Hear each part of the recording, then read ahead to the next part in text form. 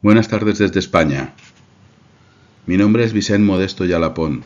Soy el jefe clínico de la Unidad de Reanimación y Cuidados Intensivos Pediátricos del Servicio de Anestesiología y Reanimación del Hospital Universitari Polytechnic La Fe de Valencia, en España. Quiero agradecer en primer lugar al Consejo Directivo de la SLACIP y al Comité de Investigaciones, en especial a los doctores Jaime Fernández Sarmiento y Nis Casson, porque me han permitido participar en este fantástico proyecto que seguro va a mejorar el nivel científico de la Sociedad Latinoamericana de Cuidados Intensivos Pediátricos. Este es mi conflicto de interés, no tengo nada que declarar. En esta frase quiero resumir toda esta conferencia. Es una frase de Ludwig Wittgenstein que dice: lo difícil es percibir la falta de fundamentos que tiene nuestra creencia. Creo que con esta charla vamos a aprender que verdaderamente esta es la mayor dificultad que tiene el conocimiento que hemos generado en cuidados intensivos pediátricos. Cuando alguien nos hace una predicción, por ejemplo, hay mucha gente aficionada al tarot o aficionada a los gabinetes astrológicos o aficionada a una multitud de páginas web en las que te hacen predicciones vitales.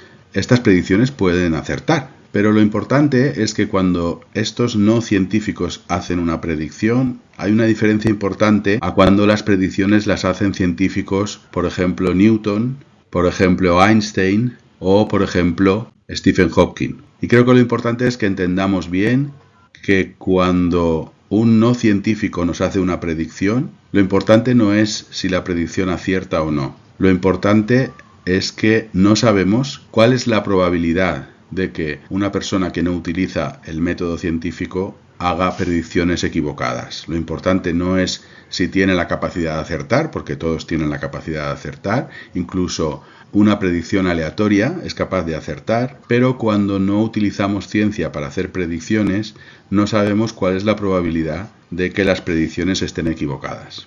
El objetivo general de esta conferencia, de esta charla, es entender los fundamentos de cómo se puede generar conocimiento cierto con explicaciones racionales sobre fenómenos de la naturaleza, específicamente los fenómenos de la naturaleza relacionados con los niños críticamente enfermos. Esta conferencia se va a estructurar en una serie de charlas cortas, creo que así son mucho más entendibles los conceptos. Van a ser una serie de charlas cortas en las que se van a especificar detalles muy específicos, muy centrales. Empezaremos por los repaso de lo que son los fenómenos de la naturaleza. Después hablaremos un poco de las nociones elementales de lógica, la ciencia matemática que utilizamos para generar conocimiento. Luego veremos un poco lo que es el temperamento o el talante de los científicos, que son unas personas con un carácter un poco especial. Después estudiaremos con detenimiento la lógica del método científico, no específicamente en medicina, sino la lógica general, lo que hay detrás de la deducción de la lógica en la que se soporta todo el método científico. Después pasaremos a explicar el método científico específicamente en lo que atañe a la medicina clínica. Seguidamente estudiaremos con un poco más de detalle, ya utilizando todos estos conceptos y todos estos conocimientos que hemos repasado, lo que es el fundamento de la inferencia estadística, cómo se hace la contrastación de las hipótesis mediante los experimentos. Y finalmente repasaremos los diseños experimentales que se utilizan habitualmente en investigación clínica. Veamos primero los fenómenos de la naturaleza. Básicamente se pueden clasificar en dos grandes tipos los fenómenos de la naturaleza. Hay unos fenómenos que son deterministas, uno de los cuales específicos son los fenómenos caóticos, pero no vamos a entrar en detalle en ellos. Y el ejemplo más paradigmático es jugar una partida de ajedrez. Es un fenómeno determinista. Las posiciones de las fichas, de las figuras del ajedrez están determinadas e incluso se puede repetir una partida que se jugó hace varios años, y en muchos diarios hay gente aficionada al ajedrez en el que reproduce exactamente las posiciones de una partida y se puede reproducir estrictamente Por ejemplo, la partida de Bobby Fischer contra el ajedrecista ruso, la partida más famosa del mundo durante la Guerra Fría, porque se pueden reproducir exactamente los mismos movimientos y acabar con el mismo resultado. Sin embargo, también existen otros fenómenos en la naturaleza, lo que llamamos fenómenos aleatorios.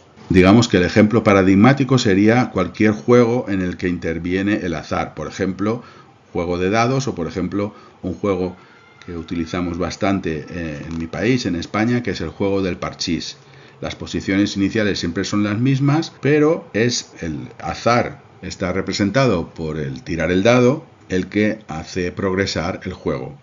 No existen partidas de parchís en los diarios porque es imposible reproducir una partida de parchís porque depende estrictamente del azar que hace generar el resultado de los dados. Creo que esto es un detalle importante.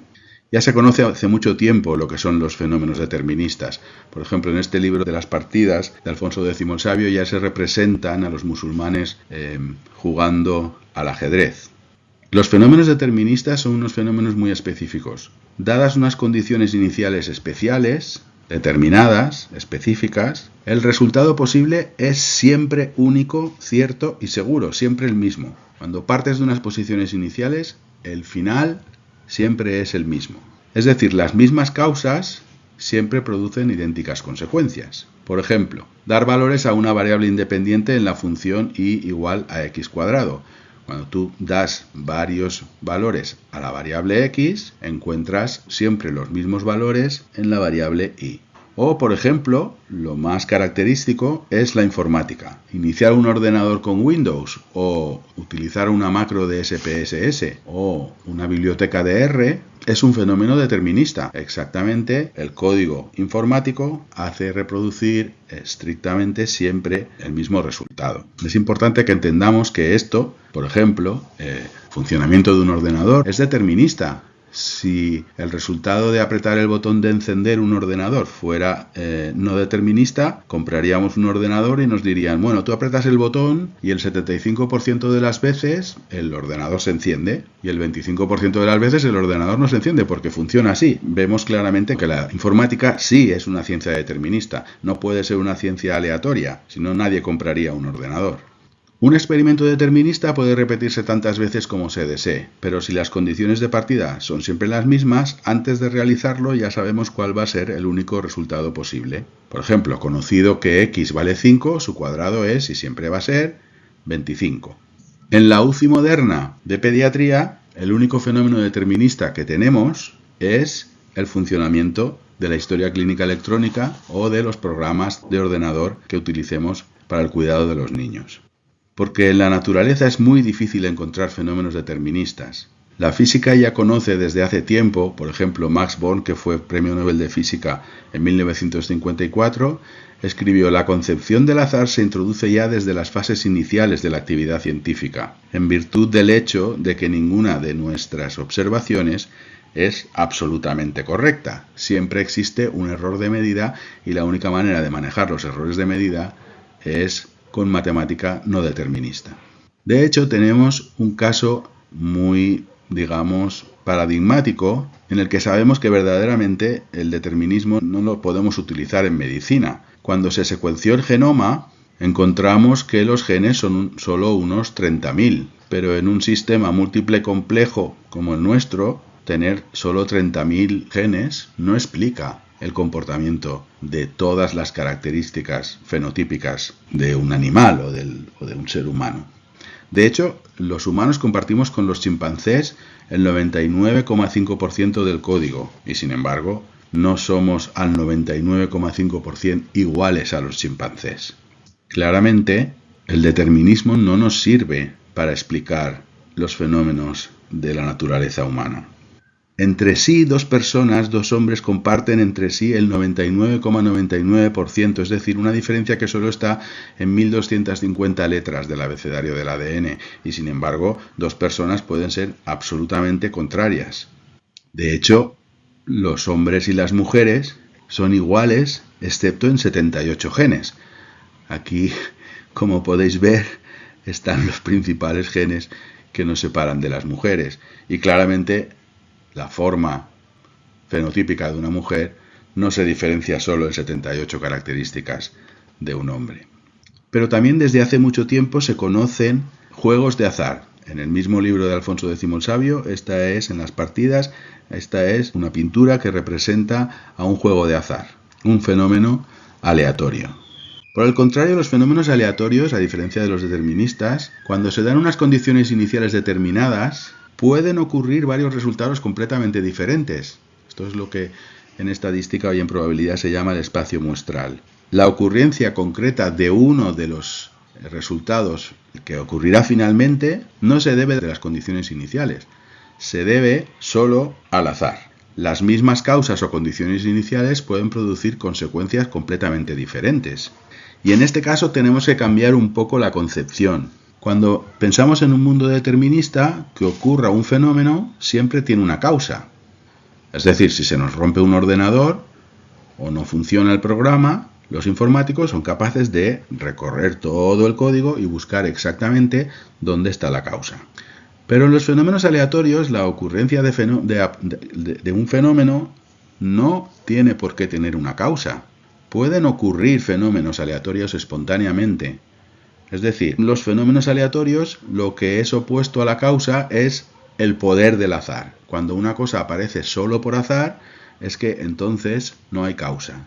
No tenemos causa, pero eso no quiere decir que no habiendo causa no aparezca el fenómeno. No.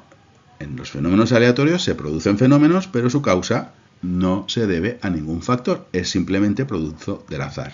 De hecho, el azar es el responsable de que aparecieran mutaciones en los simios y entonces un simio evolucionara hacia los hombres. El azar es tan potente que es capaz de generar personas. De hecho, al principio, cuando se estudiaba la clonación y la terapia génica, Brian Clark, que es el miembro del equipo de Watson y Crick, que fue el primer investigador que cristalizó el ARN de transferencia y fue el padre de la oveja Dolly, nos contó a los científicos que al principio la clonación y la terapia génica eran actualmente fruto del azar. No eran capaces de manipularla en el sentido que los científicos pensábamos, y la oveja Dolly probablemente apareció solo por azar, es decir, fue fruto de la casualidad, luego no éramos capaces como científicos de controlarlo. Un experimento aleatorio puede repetirse tantas veces como se desee, pero aunque las condiciones de partida sean exactamente las mismas siempre, antes de realizarlo es imposible conocer cuál va a ser el resultado concreto final que se va a producir, porque este se debe solamente al azar. Por ejemplo, los juegos de azar. Lanzar un dado verifica las condiciones de un experimento aleatorio. Se puede repetir todas las veces que queramos. Antes de arrojarlo conocemos cuáles son los posibles resultados, pero no sabemos cuál de estos posibles resultados va a aparecer cada vez. Solo sabemos, y esto es lo importante, solo sabemos que cada uno de ellos, cada uno de los posibles resultados, tiene una probabilidad de 1/6 de ocurrir finalmente. Y este 1/6, esta capacidad de transmitir a números el conocimiento, cuando tengamos la maquinaria matemática para manejar estas cifras, será cuando podamos manipular científicamente los fenómenos aleatorios. Es decir, para estudiar fenómenos aleatorios no podemos utilizar la matemática determinista. Todos nos acordamos del colegio. Un móvil sigue un movimiento uniformemente acelerado, que empieza en cierto punto del espacio y del tiempo, con unas coordenadas determinadas, y se dirige en línea recta hacia otro punto del espacio y del tiempo. Y podemos adivinar exactamente en qué momento pasará por ese punto, porque tenemos las condiciones iniciales y tenemos las funciones deterministas que determinan su aceleración, y podemos saber que entonces pasará por este punto de destino exactamente en el punto en el que nosotros lo calculemos, y depende solo de las condiciones iniciales. Pero para manipular los fenómenos aleatorios debemos utilizar otra parte de la matemática. Lo que utilizamos es la teoría de la probabilidad y la estadística, porque sabemos, por un teorema que se llama ley de los grandes números, que la frecuencia de aparición de los diferentes resultados al repetirse el experimento infinitas veces es la probabilidad de que acontezca cada resultado concreto. Y teniendo ya un valor de probabilidad, podemos manipular este valor de probabilidad para estudiar científicamente los fenómenos aleatorios. La ley de los grandes números es un teorema muy importante. Es el teorema en el que se basa prácticamente toda la inferencia que podemos hacer sobre tratamiento y sobre causalidad en medicina. Tiene esta fórmula y su enunciado es bastante intuitivo. Lo tenemos tan incorporado a nuestro día a día, por ejemplo, para las encuestas de mercado o para las encuestas políticas. El enunciado es fácil de entender.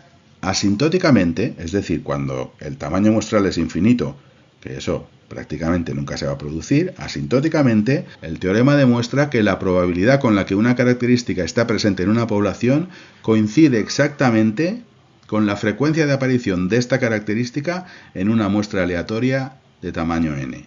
Es decir, la frecuencia de aparición, algo que podemos medir en nuestra muestra y que pertenece al mundo real, coincide exactamente con un valor de probabilidad, que es un número del mundo de las ideas, del mundo de la matemática, y que se puede manipular con toda la álgebra de la probabilidad.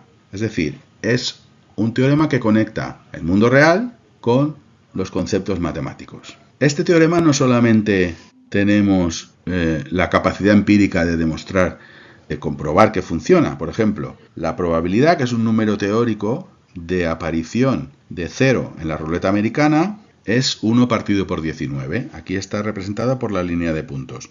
Pues bien, si tiramos la ruleta americana casi infinitas veces, la frecuencia de aparición del 0 comienza a oscilar al principio, cuando llevas poco tamaño muestral, con bastante oscilación, pero luego esta oscilación se para y se produce una oscilación muy fina justo sobre el 1,19. Esto es ver el teorema cómo está funcionando.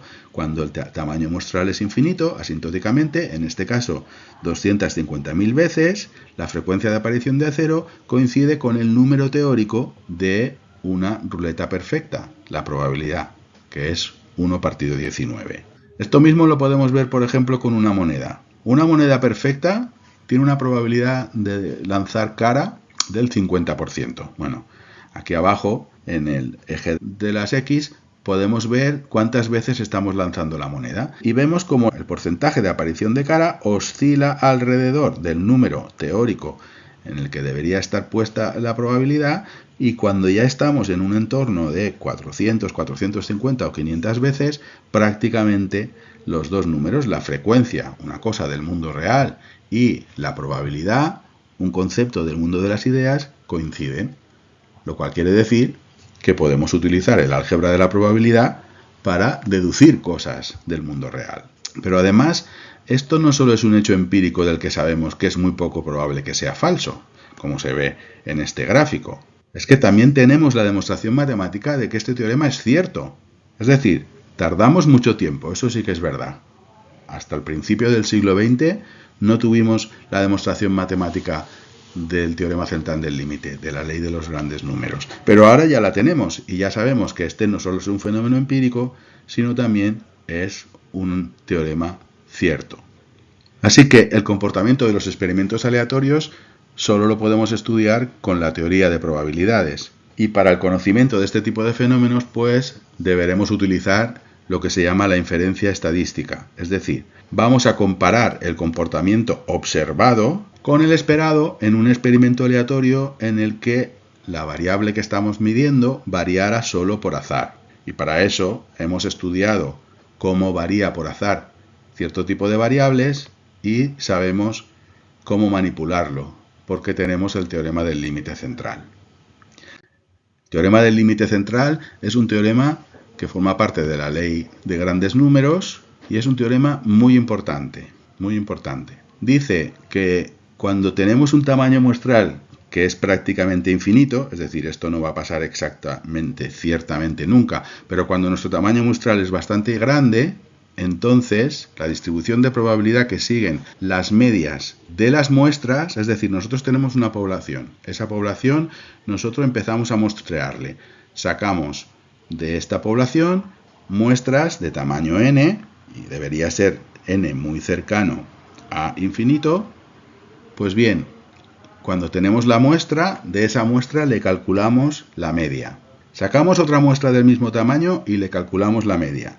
Sacamos otra muestra del mismo tamaño de esta población y le sacamos la media. Y cuando tenemos todas las medias de todas las muestras que podamos sacar, y lo que representamos es la distribución que siguen las medias, no la distribución de la variable de la que partimos, sino la distribución que siguen las medias, da igual cuál sea la distribución de la que partamos, da igual que esto sea un porcentaje, da igual que sea una medida continua, da igual que sea una distribución completamente asimétrica. Si lo que estamos representando son las medias de las muestras, el teorema del límite central nos asegura que la distribución que van a tener las medias muestrales es una distribución normal y que su centro está en la media poblacional y que su error estándar se puede calcular con los parámetros muestrales de la desviación estándar y el tamaño. Es decir, nosotros tenemos una muestra, otra muestra, otra muestra. Vuelvo a decir, cosas que podemos estudiar en el mundo real.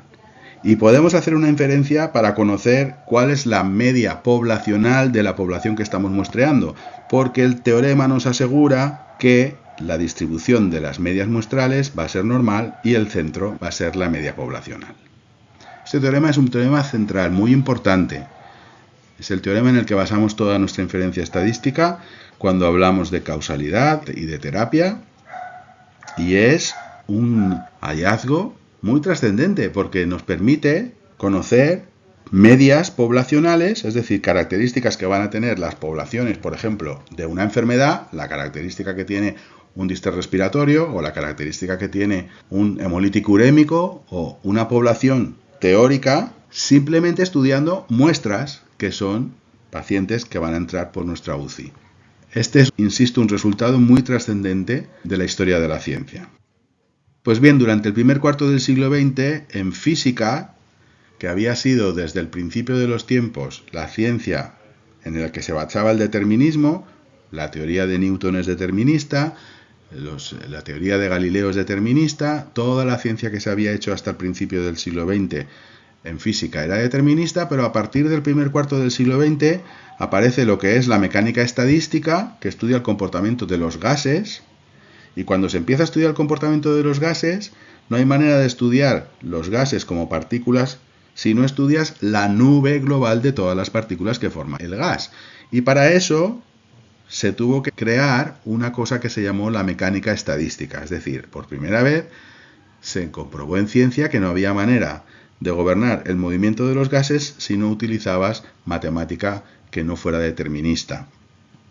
Pero es que también apareció lo que es la física cuántica, sobre todo el llamado principio de indeterminación cuántica de Heisenberg, según el cual es imposible conocer a la vez con total precisión el momento y la posición de una partícula, con lo cual, a nivel de la física cuántica, ya se introduce desde el principio el concepto de indeterminación, el concepto de, digamos, algo no determinista, como formando parte de la esencia de la física cuántica.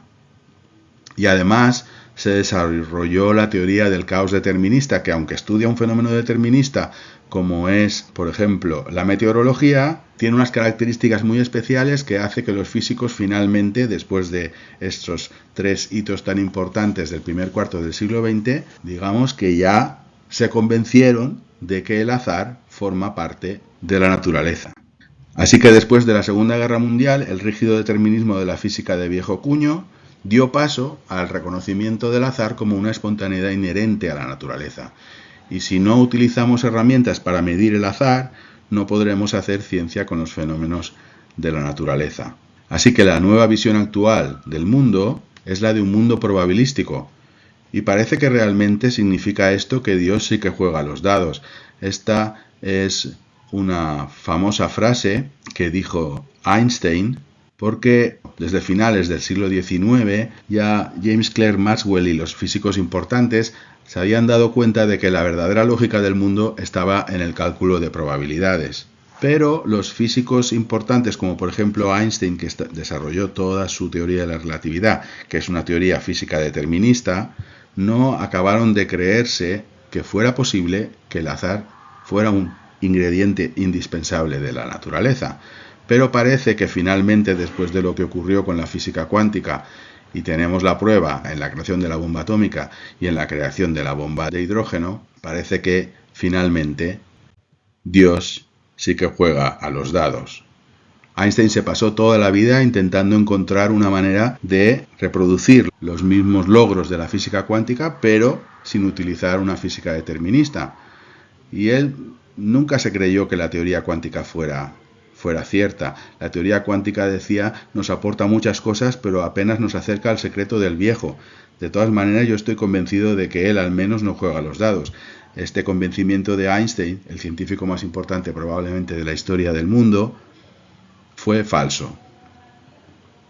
Parece que Dios sí que juega a los dados. Como estos niños de Murillo en Sevilla en el siglo XVII. Bien, continuaremos con la siguiente parte.